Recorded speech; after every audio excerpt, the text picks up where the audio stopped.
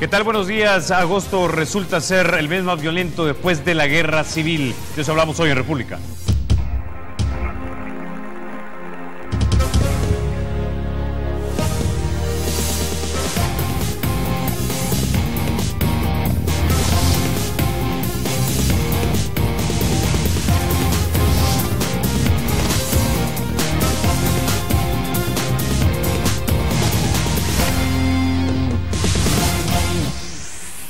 En 8 meses se han superado la cifra de muertos del año anterior y los años anteriores. Para hablarnos de estos temas ya se encuentran con nosotros en el estudio el doctor Carlos Carcac. Él es experto en temas de seguridad y también académico de la Escuela Superior de Economía y Negocios. También nos acompaña el licenciado Ricardo Cucalón. Él es abogado y también uno de los tuiteros más activos en esa red social. Y también nos acompaña Abraham Ábrego. Él es el presidente de FESPAD.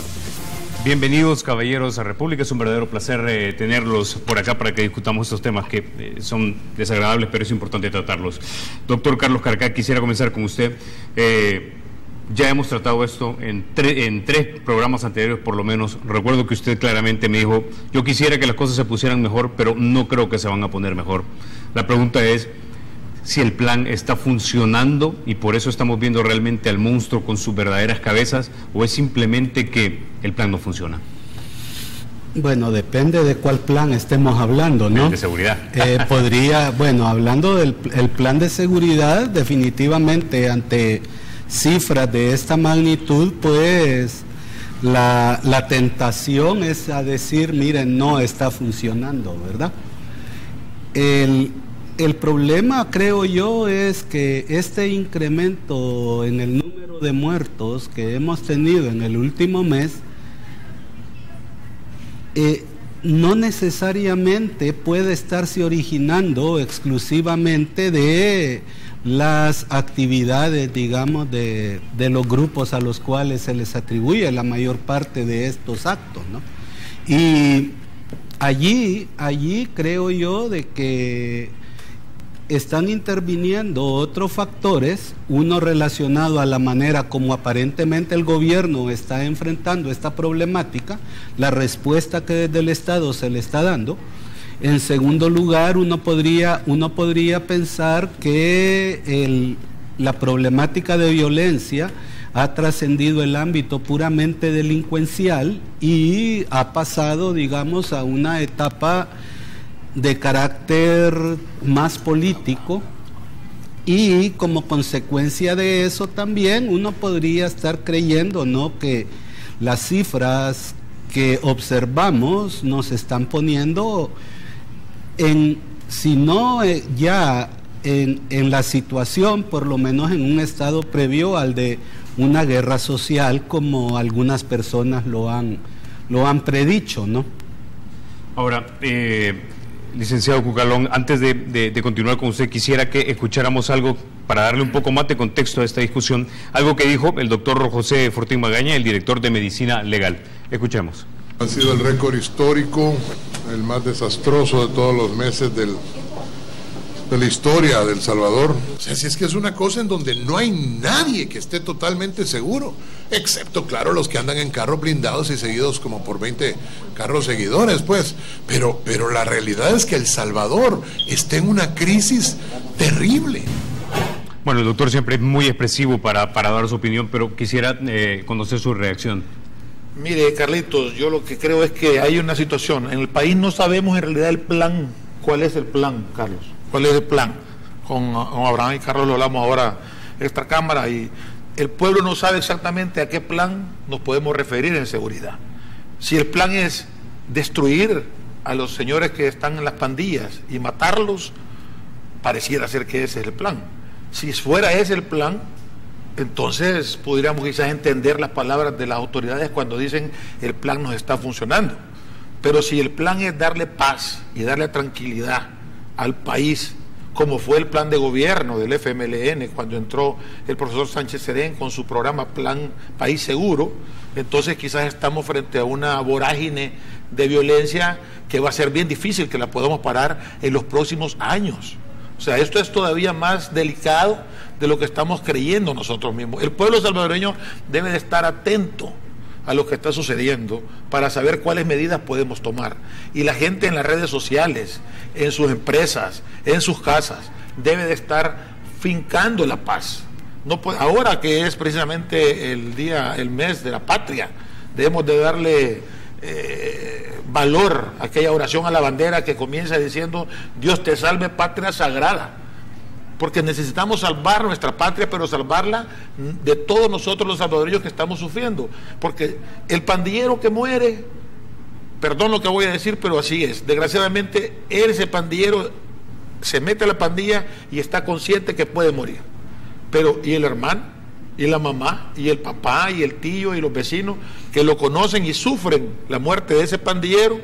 ¿Quién responde por ese sufrimiento de esa familia? Por eso es que el doctor Fortín tiene razón cuando dice que todos nos estamos viendo involucrados en esa vorágine de inseguridad. Porque en el caso propio, a mis hijos, por ejemplo, yo me preocupo cuando son las 10, 11 de la noche y no están en la casa, porque es un viernes y están en una fiesta, a la vuelta de mi casa, pero estoy preocupado como muchos papás y muchas madres de familia. Esa es la seguridad que el ciudadano común y corriente de calle anda buscando. Ahora, don Abraham, quisiera preguntarle lo siguiente, una vez más, volviendo al punto del plan también. El gobierno insiste en que se va por el buen camino, pero no deberían haber sido ya claros en decir, ok, si vamos por el buen camino, todo plan tiene su objetivo final, pero deben haber objetivos intermedios que se van alcanzando, que nos digan, vamos de hecho avanzando hacia la consecución de la meta final. Mire, yo creo que lo que ha pasado es que creo que la ruta de una posible estrategia de seguridad se comenzó a perfilar en el gobierno de Mauricio Funes. En el gobierno de Mauricio Funes se estableció una política de seguridad que variaba sustancialmente de las políticas de mano dura, en que era un abordaje más integral. En teoría, esa política está como reactualizada con el gobierno del profesor Sánchez Serén, y de esa política se extrae el plan El Salvador Seguro. El problema que veo yo es que el gobierno ha variado la ruta y la estrategia que había planteado en ese plan, que era un abordaje más integral del problema de seguridad, no solo desde el punto de vista punitivo, lo ha variado, y sustancialmente lo que hemos visto en los últimos meses es un abordaje punitivo similar o peor a la estrategia de mano dura. Entonces nuestra valoración es que la estrategia de mano dura que tuvimos aquí durante mucho tiempo realmente no produjo ningún efecto en la reducción de la criminalidad. Entonces nos parece que es una ruta que no pensamos que vaya a llevar a la solución del problema. A nuestro juicio, entre más uno genere más violencia va a producir. Claro, la otra ruta, que es la que había trazado, es más costosa, no es a corto plazo, involucra prevención de violencia, reinserción, inversión económica, oportunidades. Es la ruta más larga, pero en mi juicio es la ruta que debe seguirse. Entonces yo creo que el gobierno, de alguna manera yo veo, y los partidos políticos de repente apuestan por estrategias cortoplacistas, y están más preocupados por la opinión pública y por los votos que en la resolución del problema. Ahora, doctor Carlos Carcac, ¿cree usted que debería, bueno, de hecho, seguramente, bueno, de hecho no puedo darlo por hecho, bueno, se estaría trabajando en la calle, digamos, en la recuperación de los territorios, digamos que eso es lo que esperarían los salvadoreños, pero por el otro lado, en las cárceles, ¿deberían de segregarse? Ya un investigador holandés dijo que el haber segregado las prisiones les había dado la estabilidad suficiente para crear códigos de conducta que no se quiebran, solidaridad interna, división en sus labores de criminalidad y afirmación de liderazgos. ¿Son esos dos frentes los que debemos trabajar? Por un lado, desegregar, y por el otro lado, definitivamente recuperar el territorio. Mire, yo creo que quizás deberíamos comenzar por algo más básico. Yo he sido de los que sostienen que han sostenido que el principal problema del país en esta área definitivamente son las pandillas.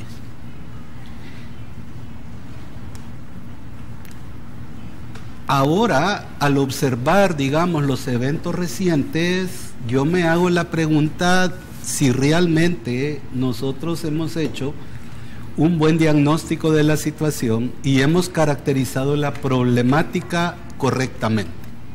A mí no me cabe duda que en términos de producción de crimen, las pandillas son un elemento importante y representan un peligro para la sociedad. Pero cuando uno observa estos eventos, diera la impresión de que ha habido algún proceso que ha ido transcurriendo a lo largo de muchos años, en el que el fin último posiblemente sea fortalecer a estos grupos, fortalecerlos con algún propósito. Entonces, si lo vemos desde esa perspectiva, ¿verdad? Esa es una apreciación personal. Si lo vemos desde esa perspectiva, carece sentido estar pensando si vamos a recuperar el territorio, si vamos a recuperar el sistema penitenciario, porque desde hace mucho tiempo o perdimos la visión, o perdimos, bueno, de hecho, la visión sobre el problema, y entonces ahora lo que tenemos es un monstruo de 1000 cabezas, ¿verdad? Tenemos un fenómeno que afecta a la mayor parte del territorio de El Salvador. Ahora, doctor, ¿qué elementos de juicio lo llevan a pensar que hay una intención maquiavélica de fortalecer a los grupos de pandillas? Yo no diría maquiavélica, fíjese, pero yo creo que en el fondo de todo esto hay una problemática política de dimensiones inimaginables, ¿verdad?, que es lo que está detrás, digamos, de todos estos acomodos y reacomodos. Por ejemplo, el licenciado Ábrego mencionó el tema del abordaje del problema de seguridad durante el gobierno anterior.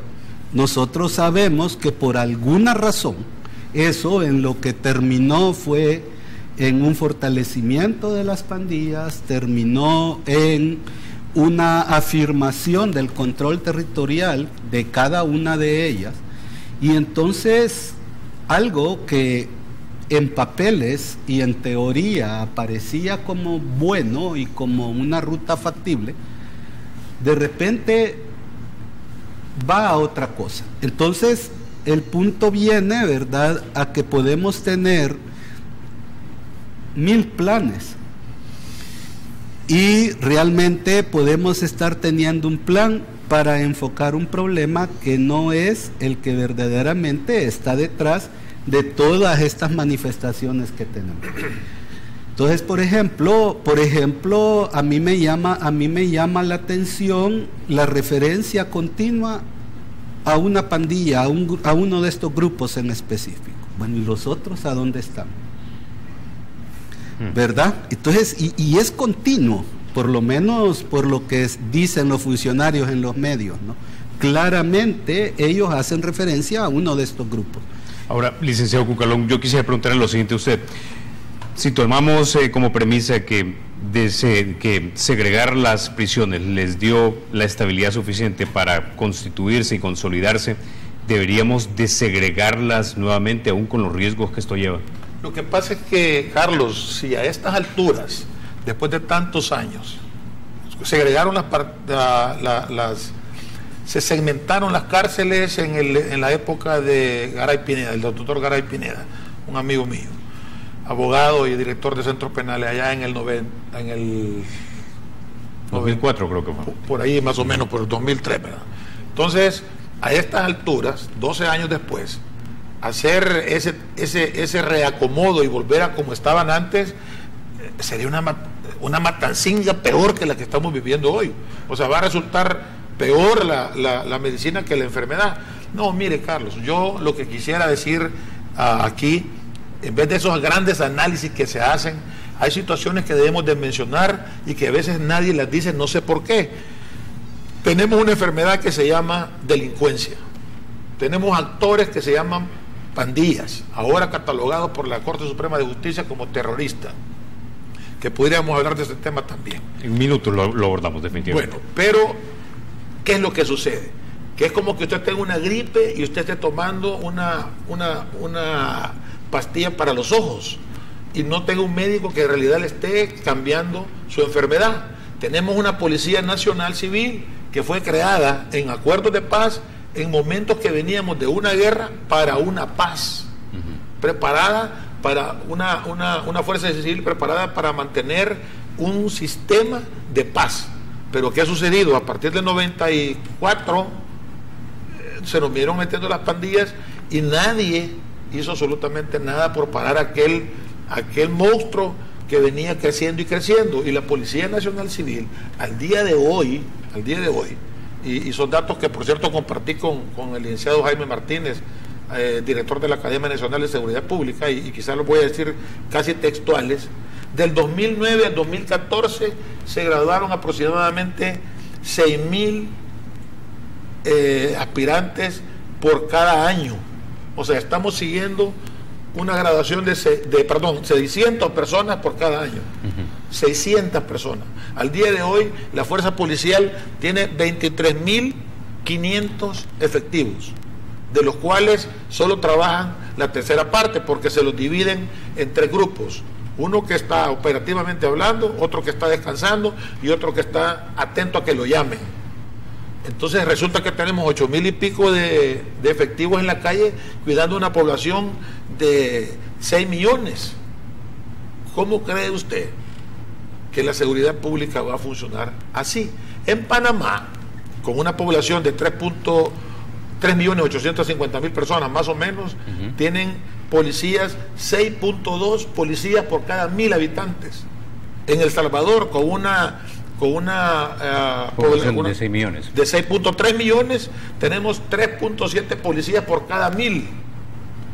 Esas son nuestras realidades, Carlos. Eso es lo que el pueblo salvadoreño debe de saber, que la Policía Nacional Civil no está debidamente siendo sustanciada, fortalecida, donde debe de estar. Tenemos municipios como Aguachapán, departamentos como Aguachapán, municipios el que usted quiere escoger, con un carro de la policía que no camina, que no tienen gasolina. O sea, en suma, ni tenemos los suficientes policías, ni los tenemos bien equipados. No los tenemos bien equipados, y entonces, ¿qué sucede? Que estamos fallando en la estrategia policial de defensa contra la criminalidad. ¿Qué significa esto? No tenemos una logística, no tenemos operaciones tácticas, no tenemos una inteligencia policial. Ok, bueno, en este punto quisiera traer a don Abraham Ábrego, porque sé que, si bien es cierto, vamos a abordar un poco más el tema de la lucha en la calle, pero digamos el final del proceso, digamos que es la cárcel, y si estos son de hecho los cuarteles generales y los centros de inteligencia desde donde se planean buena parte de los crímenes que sufren las pandillas, tengo entendido que su organización FESPAD ya tiene una posición en torno a si sería conveniente o no de que se desegregaran las cárceles. Mira, yo creo que esa medida de volver a juntarlos, que es una medida que plantea este gobierno, no me parece que sería lo mejor en condiciones que no se cuenta con una infraestructura adecuada, pero tampoco no se cuenta con una estrategia de para qué, ni de reinserción. O sea, yo creo que si no se logra que el sistema funcione en forma sistemática, en el sentido que las cárceles, hay que meter a la cárcel quien ha cometido un crimen, pero el fin de la pena es la resocialización. Hay personas que no se van a lograr resocializar, pero uno debe tener cuidado en que la infraestructura de las cárceles nos permita clasificar a las personas por el lado de gravedad y los que es posible resocializar. Y en la medida que haya programas de reinserción, de resocialización, en esa medida vamos a evitar que las personas que salgan libres, porque eso sucede muy a menudo, gente que meten a la prisión pero al rato ya está saliendo, no logramos ese círculo virtuoso de resocializar. Lo que tenemos es un círculo vicioso de que se regresa a la cárcel y se regresa ya con perfeccionado o con una situación más grave. Entonces, yo creo que el problema no es solo si juntamos o no. El problema es que en el contexto de las cárceles es bien deficiente. Si no superamos el nivel de hacinamiento, que en algunos casos es del 400%, de hecho las cárceles ya no dan abasto, de tal manera que las bartolinas policiales sirven ahora de prisión, incluso para procesados, no solo para las 24 horas iniciales que estaban antes, sino que hay gente ya condenada que no tiene lugar en la cárcel y la meten en la bartolina, que no es una situación normal. Entonces yo creo que el sistema penitenciario adolece una serie de deficiencias. Se han hecho algunos programas, pero creo que son muy limitados, y no sé qué tan prudente sea tomar esa medida sin que la infraestructura, las condiciones sean acordes para juntar a las pandillas. Yo no he oído al gobierno cuál es la estrategia o la metodología que se va a seguir, pero me parece que no es muy sano si no se resuelve primero el problema estructural del sistema penitenciario, que yo creo que ahorita no logra, tiene pequeños programas y algunos, el Yo Cambio, que creo que es importante, pero el nivel de reinserción de la gente que está en las cárceles, resocialización, no se ve muy claro, porque no hay oportunidades. Y yo creo que hay buena parte de la población penitenciaria que son gente muy joven o gente que no tiene antecedentes y gente que se puede salvar del mundo delictivo, incluso del mundo de las pandillas. Entonces, ¿cuál es la estrategia que se tiene como para evitar que el joven que ya estuvo en la pandilla logre salirse de la misma? Entonces, ahí es donde yo no veo que todavía tengamos las condiciones de programas más articulados, de infraestructura, como para salir del tema. Entonces, esta medida me parece que viene, no le veo que tenga las condiciones para tener éxito. Licenciado Cucalón, sé que usted tiene que agregar algo, pero déjeme ir a la primera pausa y regresamos en minutos. Ya volvemos. Llega la magia de González. El Estado es y será siempre libre e independiente. Y no será jamás el patrimonio de ninguna familia ni persona.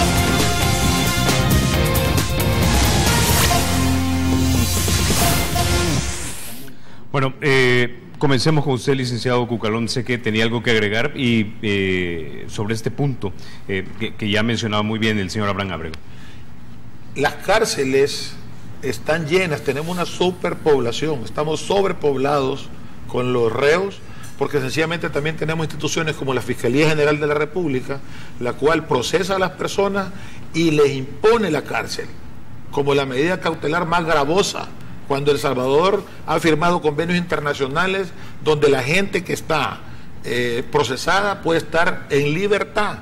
Pero lo que sucede es que aquí el amarillismo, el deseo de la gente, pareciera ser que la Fiscalía está hecha para tener a la gente detenida.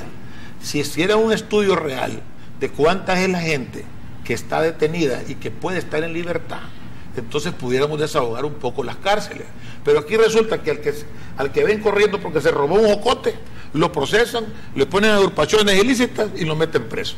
Y de ahí hay que hacer todo un trámite que le puede durar entre 1, 2, 3 meses o toda la fase de instrucción de 6 meses para poder lograr la libertad de ese reo. Pero para mientras tanto, o está en Montserrat, o está en un centro penitenciario como Mariona, o está en cualquier otra parte.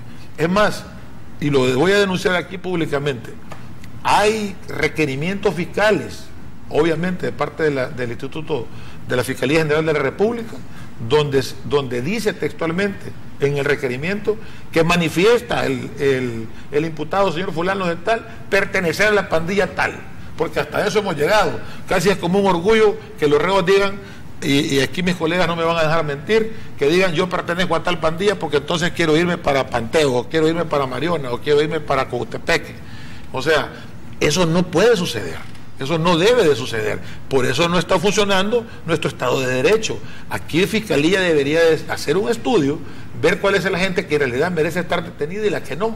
Cuando yo como litigante en los tribunales hablo con el fiscal y le digo, señor fiscal, voy a pedir medidas distintas a la más gravosa, que es la detención, ¿usted de acuerdo? Y me dice, yo no puedo estar de acuerdo porque me van a regañar, yo tengo que tenerlo preso. Por allí deberíamos de comenzar a arreglar el Estado.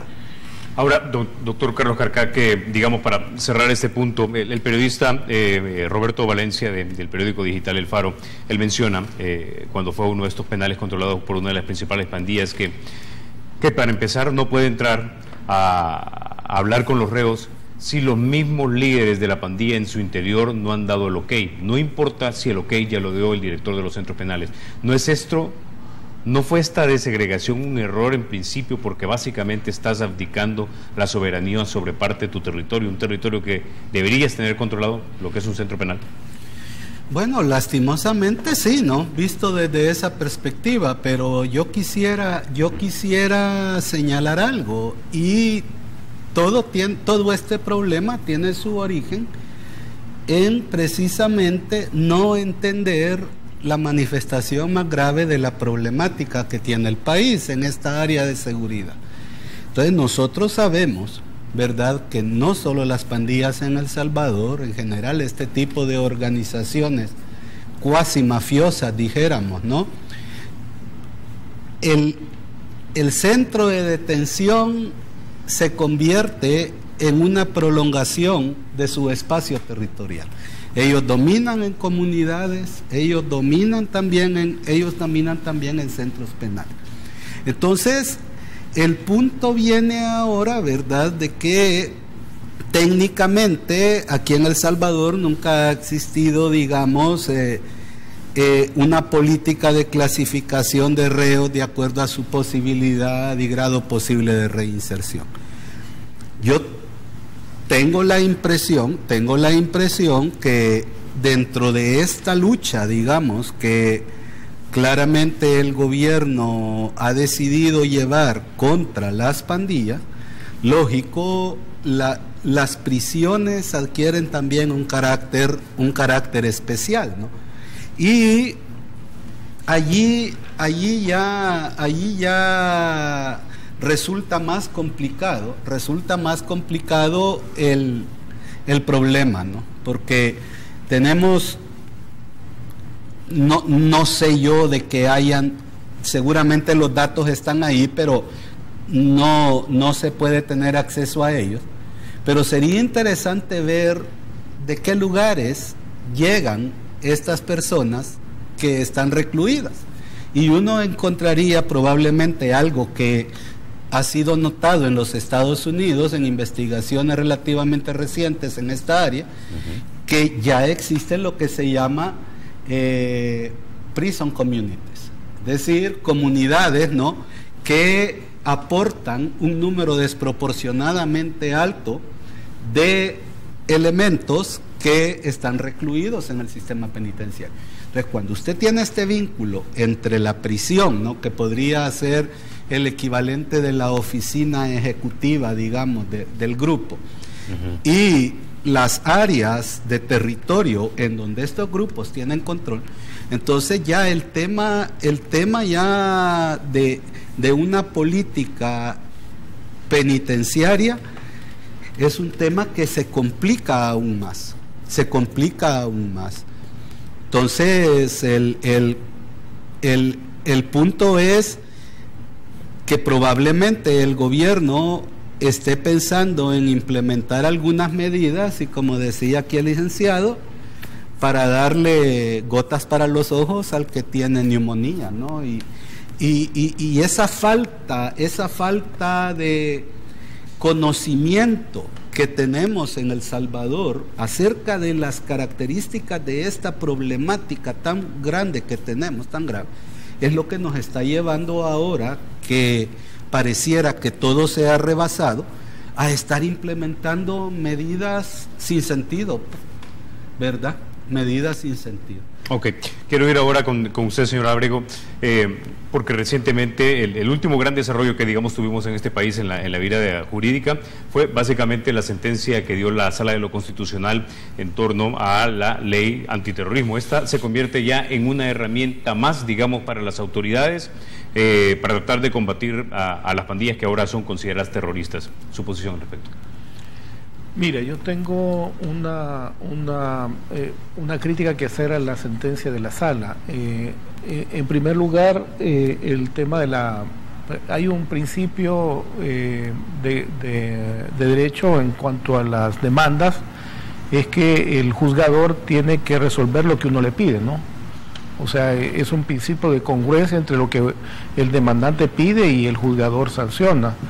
Entonces, el primer problema de la sentencia que le veo es que el contexto en el que se presentan las demandas era un contexto en que se cuestionaba la ley de actos de terrorismo, en particular porque era demasiado ambigua en las figuras y podía generar una aplicación, y de hecho la generó, que confundiera los actos de terrorismo con otras manifestaciones como actos de protesta social.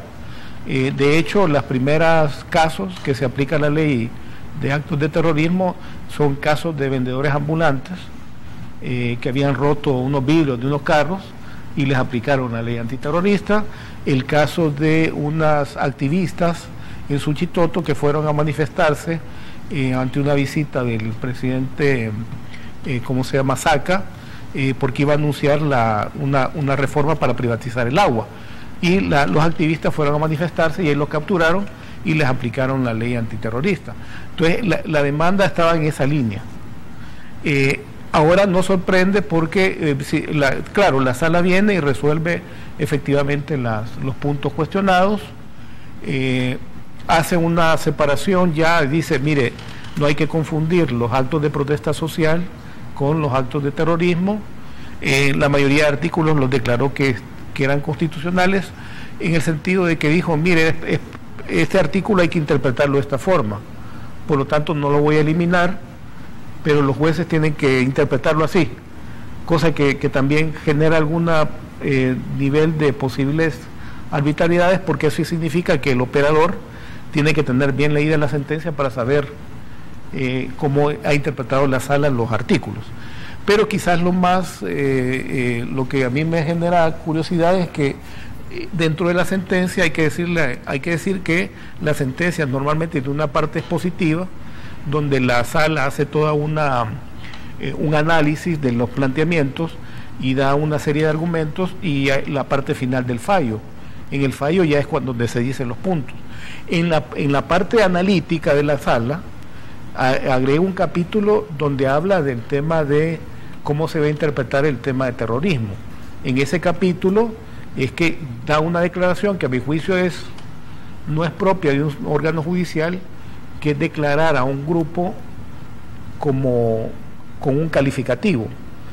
Eso suele verse en el Ejecutivo. En Estados Unidos el Ejecutivo tiene instancias especializadas que declaran que tal grupo se va a considerar como tal, pero no es muy frecuente de un sistema judicial, porque el sistema judicial parte de que el juez va a aplicar una ley que ya está. Entonces la ley dice cuáles son los grupos que caen en la figura de actos de terrorismo. Entonces viene la sala y dice, mire, yo considero que dentro de esos grupos está la mara tal, la pandilla tal. Entonces esa me parece que ya es una declaración, más que jurídica, es una declaración política. Y lo otro que dice también hace una declaración, una crítica, y casi zanja y dice no se puede generar un tipo de tregua. Hace una declaración de ese tipo. El problema de ese tipo de declaración, que a mi juicio, por el lugar que está en la sentencia, es una declaración más ejemplificante que van a tener que resolver los jueces, y no es una declaración propiamente jurídica vinculante, porque no lo dice en el fallo. En el fallo solo resuelve los puntos cuestionados, pero por ejemplo la sala no dice, mire, desde ahora en adelante se va a considerar que en el listado de la ley se agregan estas y estas pandillas. Simplemente dejó la declaración. Ahora, ¿cuál es la interpretación que han dado los operadores? Dicen, no, entonces ya tenemos carta blanca y cualquier acto que cometan las pandillas es acto de terrorismo. Cosa que es cuestionable, porque yo creo que no es, el acto de terrorismo hay que calificarlo en cada caso. No es tal pandilla cometió este acto y este acto tiene que ser acto terrorista. Entonces yo tengo esas preocupaciones con esta ley, porque actualmente hay una situación bastante grave diría yo, de abusos policiales, en algunos casos militares, donde creo que se están extralimitando. Hay casos de tortura, hay casos de ejecuciones extrajudiciales, y me preocupa que esa aval que da la sala se pueda mal aplicar o malinterpretar. Esa es mi duda. Ahora, como instrumento, yo creo que está bien. Bueno, la sala lo resolvió, le ha dado la interpretación, tendría duda qué eficacia va a tener para resolver el problema, porque esa ley está vigente ya hace ratos.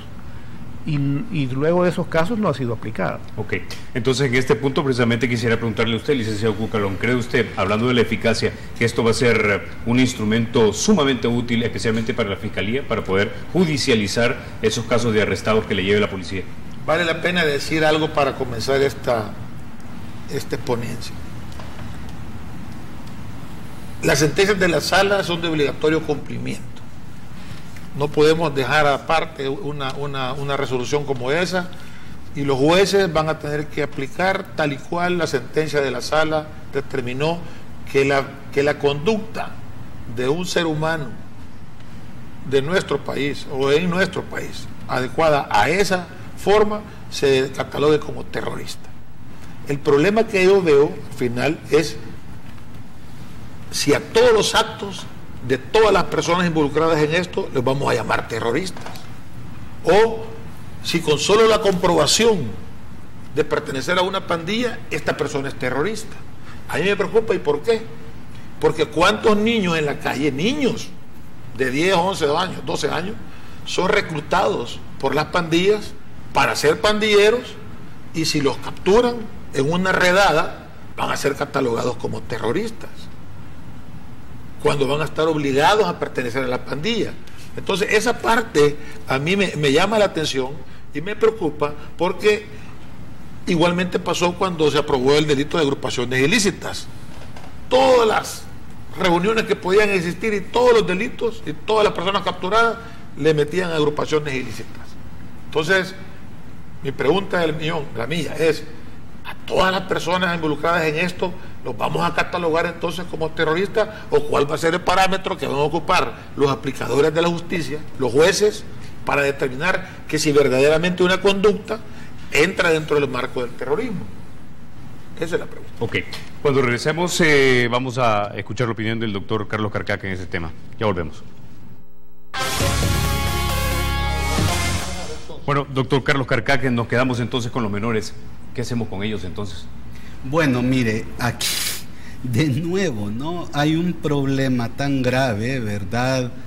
Yo encuentro muy fácil pensar en esto como un cáncer, ¿no? Un cáncer que ha llegado a la etapa de metástasis y que prácticamente por donde usted trate de enfrentarlo, pues va a encontrar que está invadido por el problema. Ahora, ¿qué hacer con los jóvenes? Mire, en una sociedad como en la que nos encontramos, en donde regreso yo al tema de los hechos políticos y los eventos políticos, son los que parecieran estar determinando la dinámica de todas las cosas que ocurren en el país. Entonces, diera la impresión, ¿verdad? Diera la impresión de que a pesar de que se dice que tenemos una institucionalidad más o menos establecida, que más o menos funciona, que tenemos leyes para todo, leyes especiales para jóvenes, para niños, para mujeres, para ancianos, para discapacitados. Pareciera que aquí nada queda al descubierto, ¿no? Pero quizás el problema que estamos enfrentando es de que la sociedad todavía está tratando de reacomodarse y de encontrar algún estado de equilibrio que le permita comenzar. Ahora, si fuéramos, vamos a soñar, ¿qué podríamos hacer con los jóvenes, no? Probablemente, y como todo se habla de leyes acá, ¿verdad? Alguna ley de esta de estado de peligrosidad o alguna cosa de esa, podría obligar a las autoridades que cuando están haciendo esa redada, ¿verdad?, estos niños sean apartados y sean sometidos a un tratamiento probablemente bajo la tutela del famoso Instituto de la Niñez. Igual ahí la Lepina, doctor, ya lo contempla. Ajá. Es que aquí tenemos un gran problema, que es lo que usted está diciendo. Tenemos la Lepina, que es una ley que está hecha para cuidar precisamente eso, tenemos un ISNA que está ahí para resguardar, y el Estado no lo hace. Vamos a tener los niños ahí para arriba y para abajo, lavando carros, limpiando vidrios. ¿Y quién los recoge? ¿Quién los cuida? ¿Por qué las pandillas van donde el menor y le dicen véngase conmigo? Porque el papá es borracho, porque la mamá se fue, porque se fue el papá para los Estados Unidos, porque está solo. Entonces, mira, nosotros te vamos a ayudar, nosotros somos tu familia, te vamos a dar de comer, venite con nosotros. Como aquel cuento, perdón, que les diga, de Pinocho, que llevaba a los niños a un lugar. Así estamos aquí entonces, y no estamos haciendo nada. El Estado, que constitucionalmente está obligado a cuidar a los menores, para eso no tenemos necesidad de esperar, doctor, la redada. Sí, pero el problema es que ahora hay una amenaza más. A todo eso que usted le agrega está el riesgo de esta población de que en una acción, digamos, del gobierno, una acción del Estado, ellos pueden verse involucrados en un problema jurídico, en un problema judicial, ¿no? Por eso debe venir el Estado cuidarlos. No, Yo le decía a la doctora Piñato ayer, mire, así como se hizo Ciudad Mujer, hagamos Ciudad Niño, Ciudad Anciano, Ciudad Joven, para que tengamos a esa gente y la saquemos de ese entorno.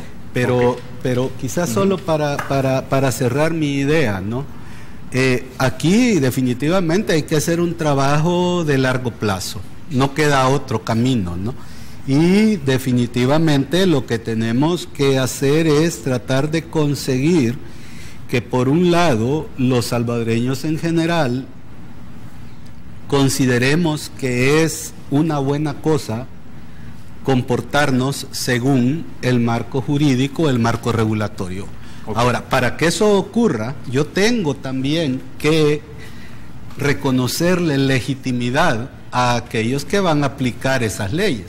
Y en tercer lugar, también, como un trabajo de largo plazo, usted tiene que construir capital humano en las personas. Las personas tienen que sentir que pierden algo si entran en conflicto con la ley.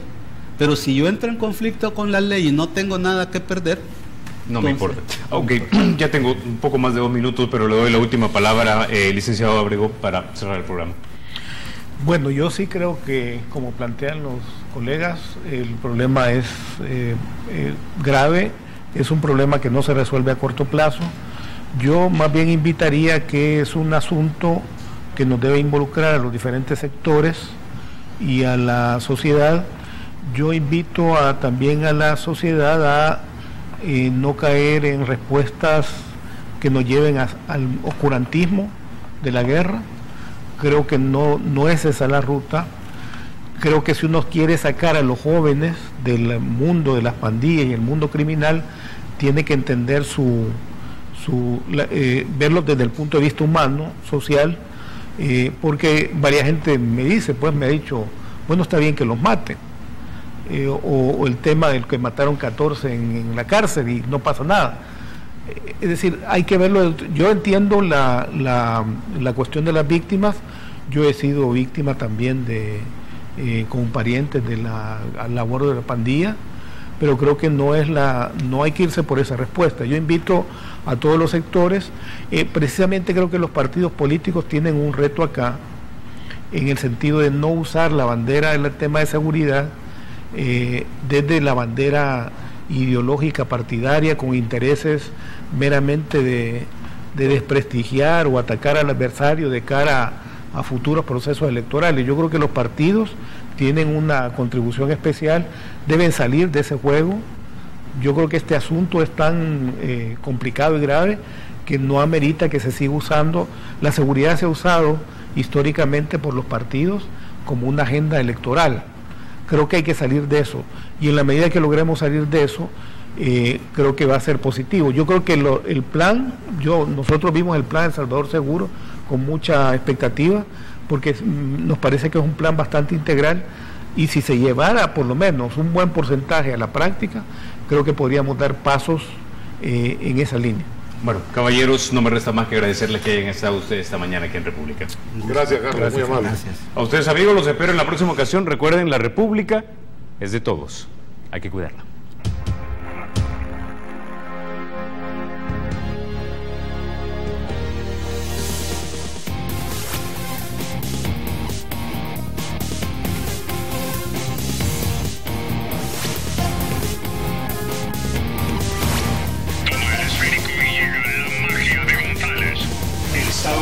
será siempre libre e independiente y no será jamás el patrimonio de ninguna familia ni persona.